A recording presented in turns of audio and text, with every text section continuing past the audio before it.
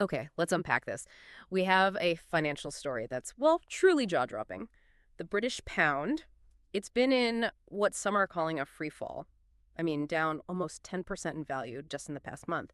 And then on a recent Friday, it hit its lowest level in 37 years. Wow. It's enough to make you wonder, right? What on earth is going on? So today, we're taking a deep dive into this, the very real, very current situation with the pound. You've sent us some really insightful material. There's a detailed look from Iktisad Al-Khabab, that's roughly Economy of the Planet. It really unpacks this rapid decline. It's a fascinating read, actually. Our mission then is to understand this complex mix. You've got new government policies, clashing economic ideas, market reactions.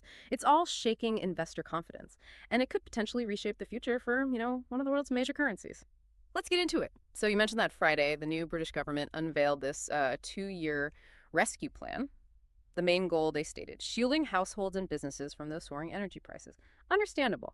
But here's the real plot twist, right? How this plan just seemed to blindside the market, what was everyone expecting, and how did this announcement just flip everything? Well, yeah, blindsided is a good word. The market was largely bracing for tax increases, actually, maybe for certain sectors like big corporations, especially oil and energy companies, Sure.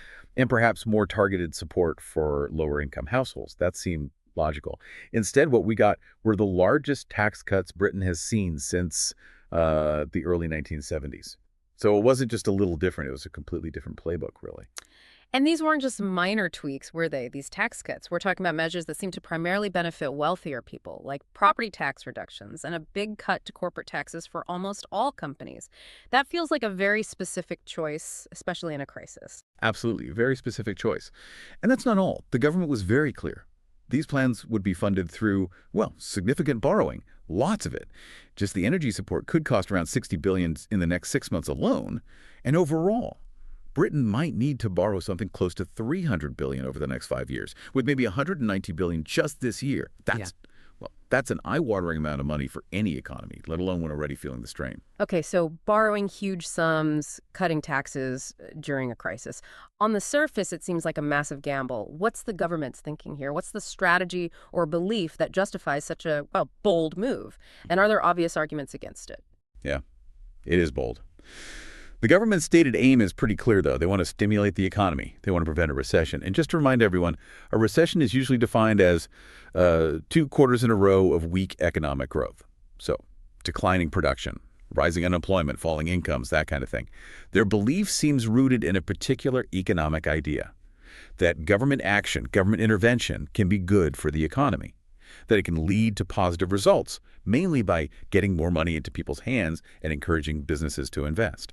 Right. And this whole approach, simulating the economy with big tax cuts and borrowing, it does sound familiar, doesn't it? It makes me think of Ronald Reagan in the U.S. back in the 80s. He did something kind of similar, didn't he? And the U.S. economy did grow.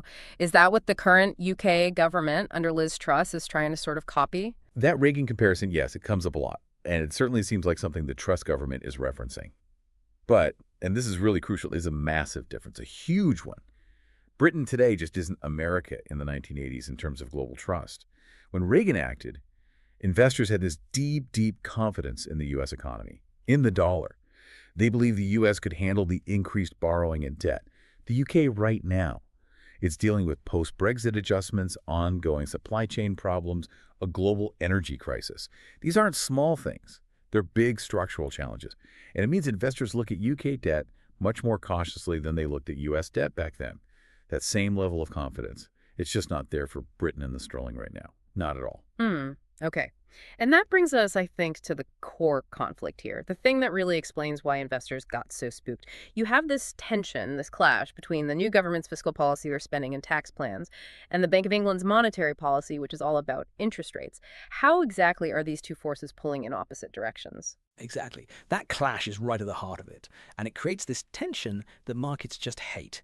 Just to set the scene, UK inflation is running at a staggering 9.9%. I mean, that's a really worrying number for ordinary people in Britain. And it's not just a statistic, is it? It's families struggling with bills, businesses finding it hard to cope.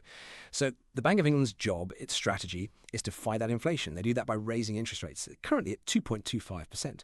And they're doing it even though they know it might just, paralyze the economy, slow it right down. It's seen as the necessary, albeit painful, medicine for high inflation. In fact, the National Institute of Economic and Social Research, NASR, they're independent. They suggested the bank might need to push rates up to 5% and keep them there for a while to really get inflation under control. Wow, 5%. So the Bank of England is basically saying we need to cool things down dramatically, even if it hurts growth, like putting the economy in an induced coma to fight the fever, maybe. But then, in direct contrast, the government strategy is cutting taxes, increasing spending, say, on infrastructure, all designed to boost economic activity, to make things grow faster. So if the government's hitting the accelerator for growth and the central bank is slamming the brakes to curb inflation, isn't that just fundamentally contradictory? How can they both possibly work at the same time? Won't one just cancel out the other, or worse? That is the central problem. It's the million-pound question, as you say. And it creates what economists call a vicious cycle. The government stimulus hitting the gas could actually push inflation even higher in the medium term, which then forces the Bank of England to slam those brakes even harder, higher interest rates. And for everyday people, this isn't abstract theory, is it? It means the cost of borrowing goes up, mortgages get more expensive, businesses find it harder and more costly to invest. It's just a perfect storm of uncertainty, really. So what does this all mean for the British pound, then? It sounds like this deep contradiction, government trying to stimulate, central bank trying to slow things down. It's just shredding investor confidence, isn't it? Confidence in the UK economy, confidence in the currency. And you said high inflation plus rising interest rates makes paying back debt much more expensive. So this lack of confidence is the direct reason investors just dump the pound so dramatically. Precisely. That's the chain reaction. And the consensus among analysts now is pretty bleak for the pound, at least in the near term. Many foresee it continuing to fall. It's not just a remote possibility. It's become a strong expectation in the markets. We've even seen some pretty stark predictions. People like former U.S. Treasury Secretary Lawrence Summers.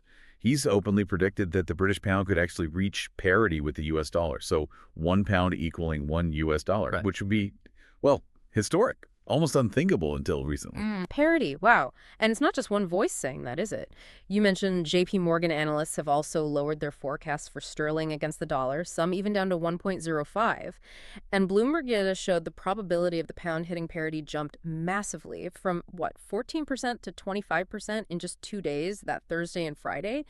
That's a really rapid shift in how the market sees the risk. A very rapid shift. And most of these really dire predictions, when I was talking about parity, they're focused on the near future, specifically within the next 6 months or so, which really tells you how immediate the concern is within financial circles. Okay, so we've got the economic theory, the market reactions, but governments don't operate in a vacuum, do they? There's often another layer to consider when they make such big, bold moves. What about the politics here? Could electoral considerations be playing a part in this high-stakes economic gamble? That's a very relevant question. And yes, some economists and political observers, too, definitely suggest that sometimes. Well, sometimes decisions about heavy spending or big tax cuts, even in a crisis, can be influenced by electoral maths. And you can see how that argument might apply in the UK right now. The current Conservative Party, which Liz Truss leads, is apparently trailing the opposition Labour Party by about 10 points in recent polls, I believe. So the hypothesis, and it is just a hypothesis from observers, is that maybe these policies are designed, at least partly, to make the public happier, to potentially win back support, win votes ahead of the next election, which has to happen within about 2 years, an attempt to curry favor with the electorate, perhaps, even if the economic consequences are debated or look risky. Right. So we've covered a lot of ground. We've seen how the pound's dramatic fall isn't just, numbers on a screen. It's really about this fascinating clash of economic ideas, this bold government action, maybe too bold for the markets, and the absolutely critical role of investor confidence. Hopefully you listening now have a clearer picture of why the market reacted so strongly to these new UK plans, and you can see that tension between trying to stimulate growth versus needing to battle inflation. Yeah, and it really boils down to a fundamental question, doesn't it? Something for you to think about. After hearing all this, what really stands out to you? When an economy faces a crisis like this, high inflation, threat of recession looming, is it better for a government to take on huge debt, cut taxes, and really try to push for growth?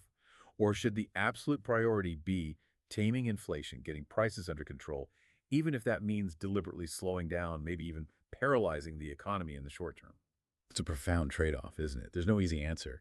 It's like choosing between two very different kinds of economic pain, and both have huge real-world impacts for everyone.